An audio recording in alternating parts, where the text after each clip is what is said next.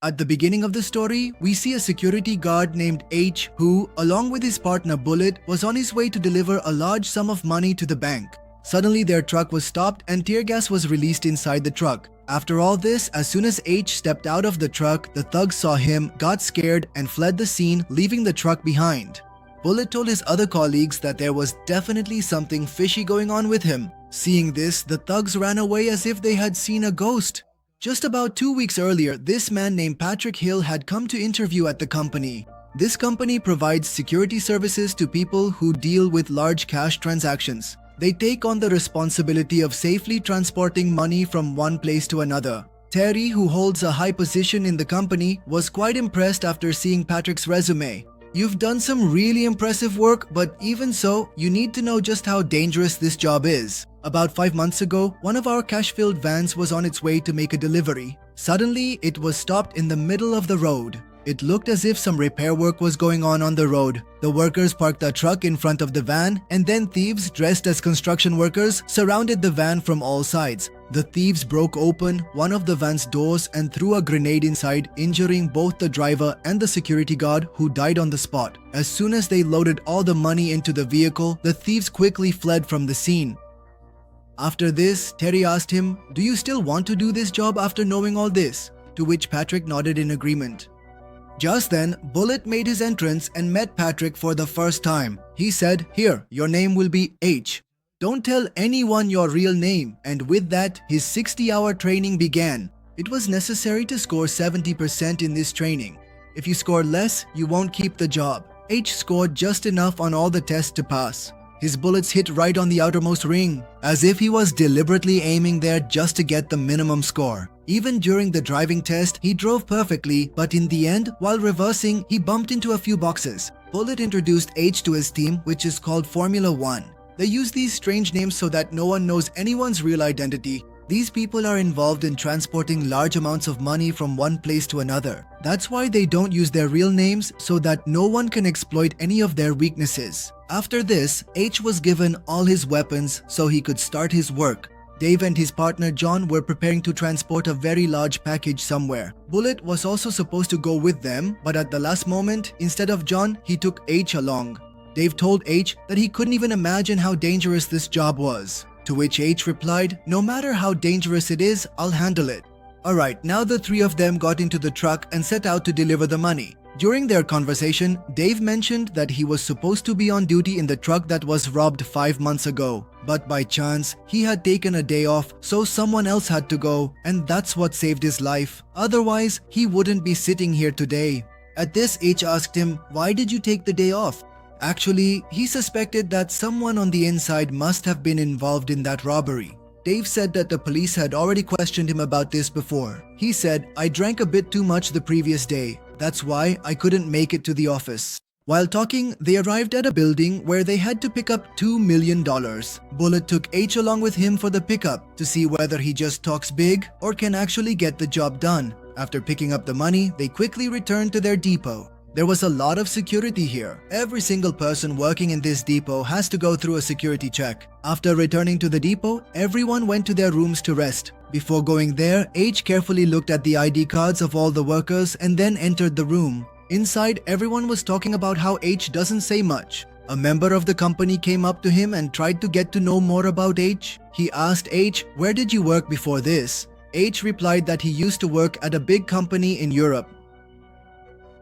At the same time, he ended the conversation there and told the man to leave.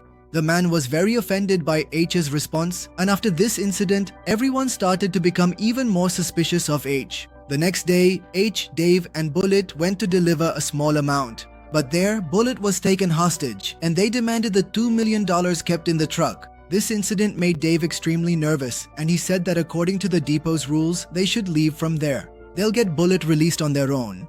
But the people who had taken Bullet hostage gave a direct threat that if either of them left, they would kill Bullet. No one is to talk to anyone right now. H told Dave that both of them would have to face the enemies themselves. The best option is to pay the money and get Bullet released. Bullet's life is more valuable than money, and those kidnappers also started pressuring Dave to bring the money inside. The kidnappers gave Dave complete instructions on where to come. When they arrived, there was a car parked in front, and at the same time, a truck came from behind.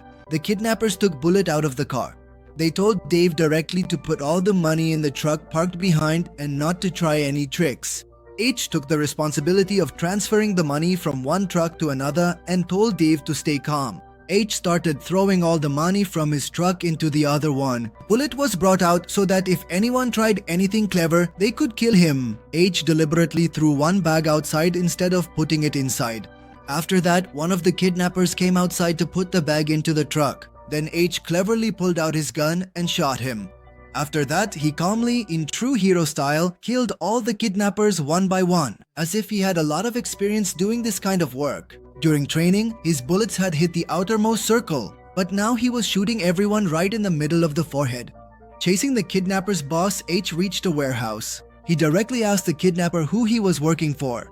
The man wasn't giving any straight answers. Annoyed by this, H shot him point blank. Bullet and Dave came in from behind and were stunned to see how H had wiped out the entire gang. And that too, all by himself. After this incident, the police started interrogating H, suspecting that he might be a secret agent from another country since he had taken down the whole gang so easily. To this, H replied, "No sir, it's nothing like that. It was just a lucky shot for me. By mistake, all the bullets hit the target." After this, the police showed H the video of the robbery that happened at the beginning. Seeing this, H said, "I don't know anything about this. At that time, I didn't even work for this company."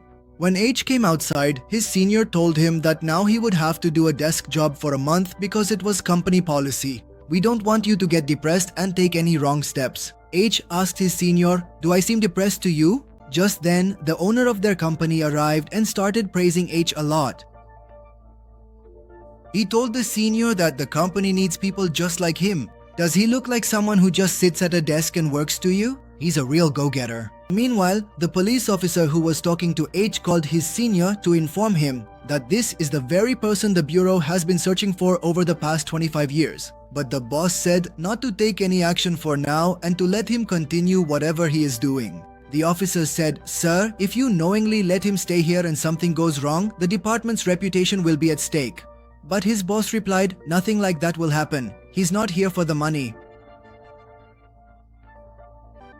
Whatever he has come here to do, let him do it." Now, a woman came to meet H and handed him a file. This file contained data on all the company's employees as well as someone's post-mortem report. After carefully examining all those files, H became suspicious of a security guard named Diana and secretly entered her house. He questioned Diana at gunpoint. Seeing the cash kept at Diana's house, he asked her, "Where did you get so much money from?" Diana had stolen this money from a liquor store so that it could be useful to her after retirement.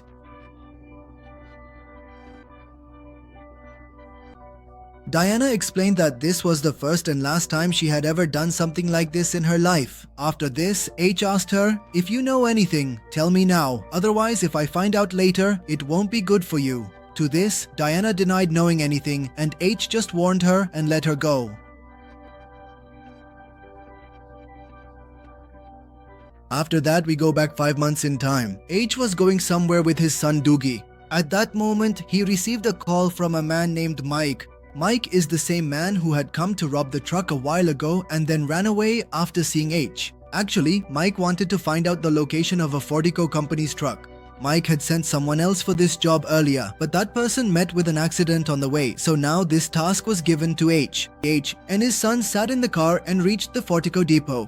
Leaving his son in the car, H went outside on the pretext of getting food for him so that he could keep an eye on the Fortico truck. All H has to do is tell Mike whether the truck will take the right road or the left one. After giving Mike the location and direction, H hung up the phone and went back to his son with the food. Just then, as the Fortico truck moved a little ahead and reached under a bridge where H's car was also parked, the truck was attacked right there. The thieves were just about to loot all the money from the truck and leave from there. But just then, they noticed H's son, who had witnessed the robbery and had now become an eyewitness to the crime. It was necessary to eliminate this evidence. So, one of the thieves went over and shot H's son, killing him. H was running towards the thief when suddenly another thief fired a barrage of bullets at him. H fell to the ground, injured, but he got a good look at the thief's face and recognized him. H survived the incident, but his son lost his life. H's wife held him responsible for their son's death.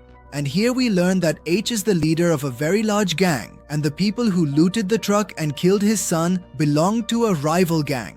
After this incident, H's wife left him forever. After that, H put all the members of his gang to work on finding this other gang. H's gang started capturing and eliminating all the nearby gangs. They tried their best to find out who was behind all this, but they found nothing. When they couldn't find any leads, Mike suggested that it might be the work of an insider or perhaps one of Fortico's own guards. H said that he was very troubled and wanted to go away from everyone to London for a few days so he could calm his mind a bit. But in reality, H started working on getting a fake identity made, and he chose the name Patrick Hill for this new ID. Along with this, H also obtained his son's post-mortem report. After this, we see a gang whose members were once part of the military but have now turned into thieves. Their leader's name is Jackson. Among them is also the man who killed H's son, whose name is John. Now this gang was planning a big heist, and their target was the company that transports cash from one place to another. Just then, through an insider at the Fortico company, they found out that $2 million were being transported in a truck, and this was the very heist during which H's son was killed. 5 months after this heist, Jackson gathered his entire gang in one place and started planning another dangerous job in which they could steal $150 million from that same company, Fortico.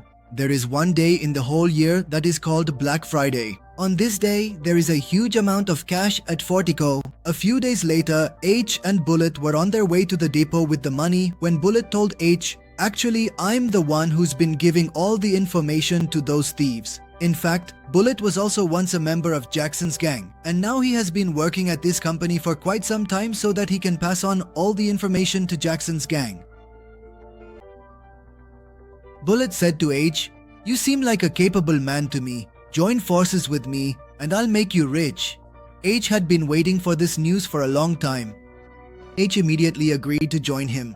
Bullet parked the truck at a secret location. From here, they could carry out the rest of the plan. Here, a few thieves hid inside their truck with them. After this, H and Bullet drove the truck to the depot. Now, as soon as the thieves entered the depot and got out of the truck, they captured all the security guards and officers present there. But in the midst of all this, one guard managed to sound the security alarm so that the police would know a robbery was taking place inside the depot. With the alarm going off, the police would definitely come to the depot now. Seizing the opportunity, the remaining security guards attacked them. But Jackson's gang quickly overpowered all of them. Jackson's gang was wearing bulletproof jackets. H had already been captured and kept aside. Seizing the opportunity, H attacked the robbers and put on their bulletproof armor. Now, dressed in their clothes, he came out posing as a member of the gang. At the same time, Bullet revealed his true colors and quickly killed Dave and Diana. Now, only Jackson, Bullet, and Jane are left alive from the gang. But Jackson was also shot during the gunfire and is now badly injured.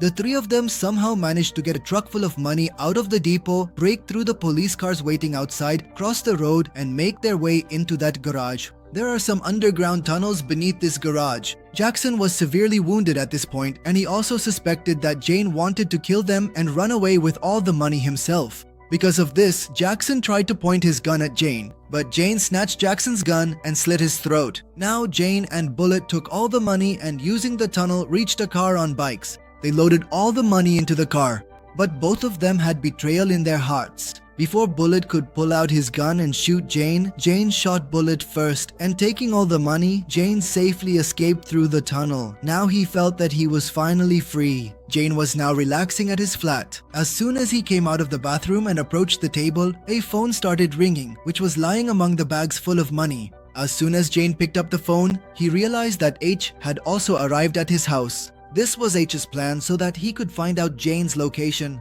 H told him, "The boy you killed that day, he was my son." He showed him his son's post-mortem report, which stated that his son had died due to a bullet wound to his internal organs.